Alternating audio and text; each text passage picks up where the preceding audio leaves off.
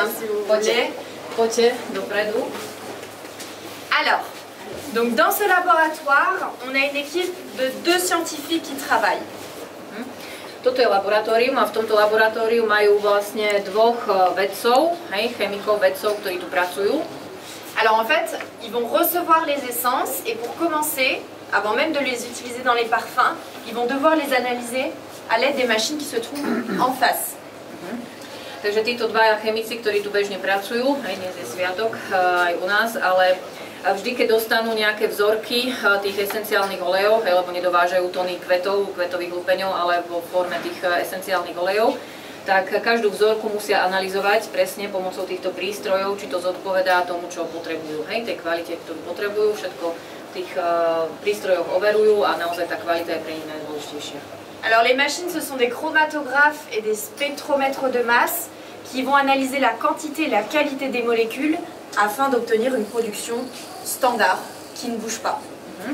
Takže to sú chromatografy a le deuxième, c'est ten spektrometr mas, dobre, tieto prístroje, ktoré vlastne analyzujú tie molekuly a či je tam naozaj ten istý počet molekúl aj všetkých tých látok, ktoré potrebujú a v podstate tam sú vzorkovníky, takže jedine, keď je to tá kvalita, ktorú potrebujú na výrobu tých parfémov, tak to môžu použiť. Alors une fois que les contrôles ont été validés, ensuite le rôle des scientifiques, ça va être de mélanger les essences. Donc pour mélanger les essences, ils vont suivre une recette qui a été créée par le maître parfumeur qu'on appelle aussi le nez.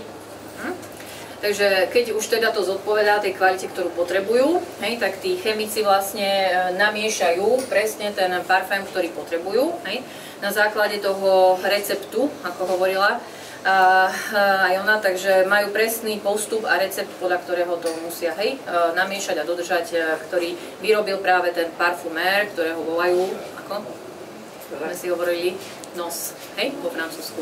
Takže podľa toho jeho receptu parfuméra, potom tvoria tu už v laboratóriu tie parfémy.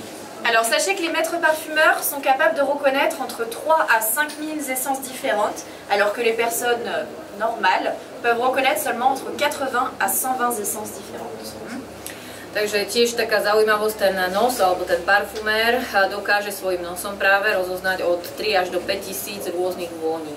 Keď už vyštuduje, tak dokáže aj 5 000 rôznych vôní a to je naozaj, že detailne, nie len ja cítim citrón, a je to citrón, on cíti citrón z Mantonu, rozdiel medzi citrónom zo Sicílie, Sardíny a tak ďalej, takže až 5000 vôní rôznych, bežný človek, normálny človek, tak 80 až 120, no. Ja už pri 4. som, dometená celá, tak kávu, citrón a ešte nejaké koreniny, ale OK, takže tak, to je rozdiel, 3 až 5000 rôznych. Alors bien sûr, pour pouvoir devenir nez, il faut quand même faire des études, c'est 10 ans en moyenne, vous avez 2 ans de théorie et 7 voire 8 années de pratique. Et il n'y a que 4 écoles dans le monde entier qui sont toutes en France. Toutes en France. OK, dobre, takže na to, aby sa stal ten človek parfumérom, tak potrebuje naozaj dlhé štúdia absolvovať. Hovorila už teda o 10 rokoch minimálne, 7 rokov praxe, 2 roky teórie minimálne, predtým, ale niekedy je to 7-8 rokov praxe, kým sa uchytí ten parfumér, takže 10-ročné štúdia a hovorila, že teda sú 4 školy, vysoké školy parfumérske a vo Francúzsku, jedné už Francúzsku. Dobre. Allez, on va avancer un petit peu.